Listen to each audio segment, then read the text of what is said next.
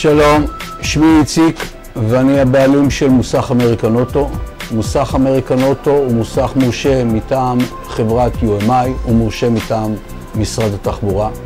המוסך שלנו הוא מוסך שאני מגדיר אותו כמוסך בוטיק. אנחנו מסוגלים ונותנים לכל הלקוחות שלנו את כל השירותים הנדרשים לתיקון הרכב. החלפים שלנו זמינה וכמות החלקים שלנו נותנת מענה ב-99% לכל הנדרש לרכב המטופל במוסך.